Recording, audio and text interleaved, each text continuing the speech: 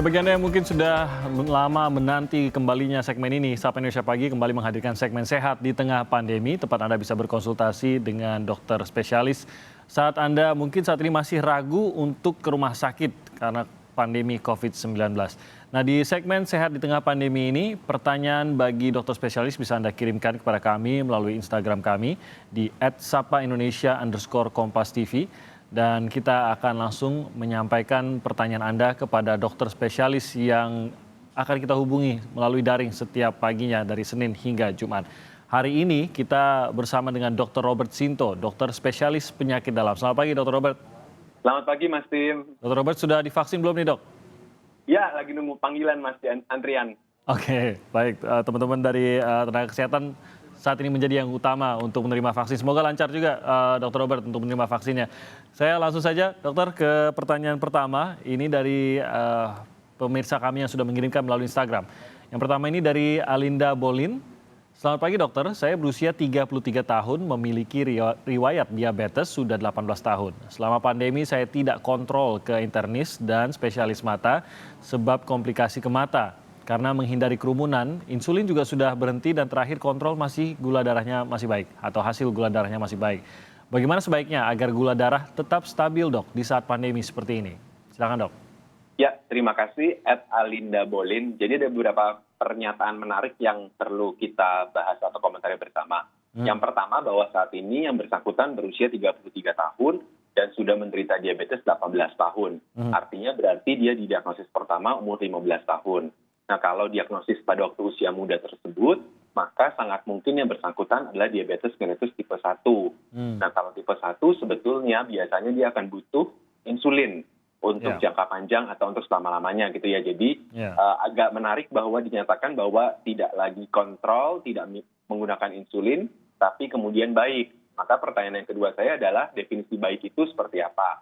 Apakah memang pemeriksaan gula darah sekali saja kemudian normal hasilnya dikatakan baik atau bagaimana? Karena sebetulnya kita perlu memantau gula darah seseorang kalau sakit diabetes itu tidak hanya gula darah pagi atau sesudah makan atau sewaktu saja. Tapi harus dipantau dalam parameter-parameter lain. Misalnya HbA1c yang menggambarkan parameter pemantauan gula darah lebih lama dalam 3 bulan. Gitu ya.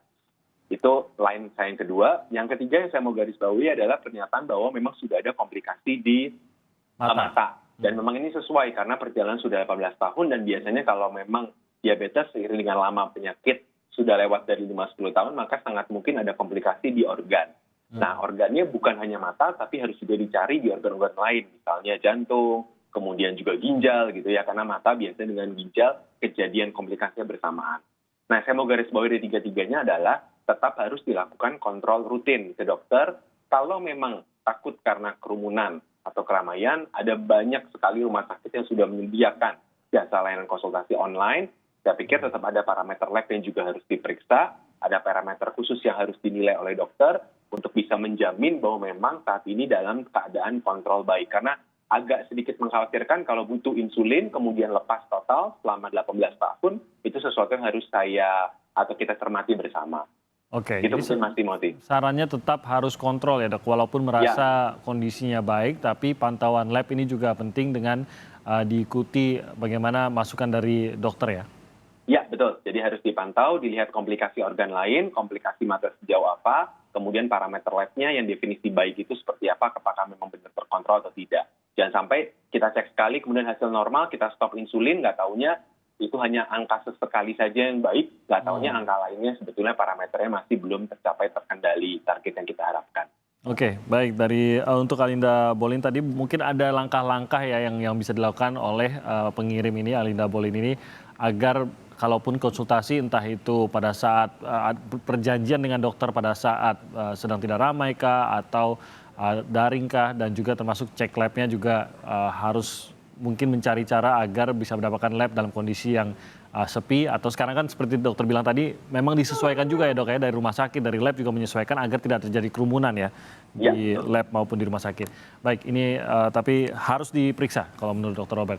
Kita lanjutkan, Dok, ke penanya berikutnya dari @sriharyanti6142. Selamat pagi, dokter. Usia saya 60 tahun, saya masih aktif berolahraga. Ketika saya sedang tertidur, jendela kamar saya terbuka tiba-tiba, Dok. Sejak saat itu dada saya mengalami sedikit sesak dok, kepala juga pusing. Nah ini kenapa ya dok? Mohon penjelasannya. Ya, terima kasih. Pertanyaannya Sri Haryanti 6142. Jadi ini tidak digambarkan apakah memang keadaan ini berulang atau tidak, atau hanya sekali saja. Tapi kalau memang muncul sesak pada waktu tidur gitu ya, dalam bahasa Indonesia itu kita ada istilah yang namanya paroxysmal nocturnal dyspnea. Nah ini biasanya menandakan gejala dari gagal jantung gitu ya. Jadi kalau kita tidur terlentang, maka air yang ada di paru-paru itu akan menjadi datar sehingga kita akan menjadi sesak, kemudian kita akan menjadi bangun untuk mengurangi sesaknya. Nah saya tidak tahu dengan pasti apakah memang gambaran ini yang kemudian dialami oleh ibu gitu ya. Nah tapi kalau memang mau boleh diperiksakan untuk menyingkirkan faktor organik tadi. Karena ya tadi tidak banyak penyakit yang sebetulnya sesaknya timbul tiba-tiba pada waktu istirahat. Salah satu tadi yang harus dievaluasi adalah jantung. Kalau memang keluhan ini terjadi berulang. Tapi kalau memang ini keluhan terjadi sesekali ya mungkin saja kan ada hal lain infeksi saluran napas misalnya yang terjadi sesaat saja gitu ya. Tapi kalau ini terjadinya repeated berulang, ya faktor evaluasi jantung tadi yang harus kita evaluasi lebih lanjut. Jadi kemungkinannya hanya kebetulan saja pada saat sesak itu terjadi sama dengan kejadian atau bertepatan dengan kejadian pada saat jendela kamar terbuka. Tapi seharusnya mungkin paparan angin dan lain-lain yang disebabkan oleh jendela yang terbuka tersebut tidak seharusnya sampai menimbulkan masalah hingga sesak, gitu ya dok?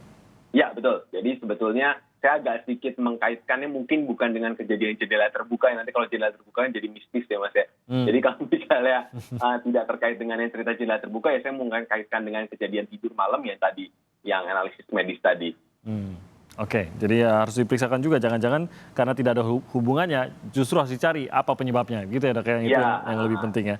Oke, kita lanjutkan lagi dok, dari @roy_francisco 7, pagi dokter, usia saya 32 tahun, dada bagian tengah ini nyeri hingga ke punggung urat belikat, itu kenapa ya dok? Ketika saya membungkuk, mengangkat kedua tangan dan kepala ke atas, terus kalau saya tekan dada tengahnya nyeri dan sakit. Ulu hatinya yang nyeri dok. Nah sudah berobat tapi belum ada perubahan. Rasa sakit ini sudah saya alami sekitar 1 tahun ini. Ini penyebabnya apa ya dok?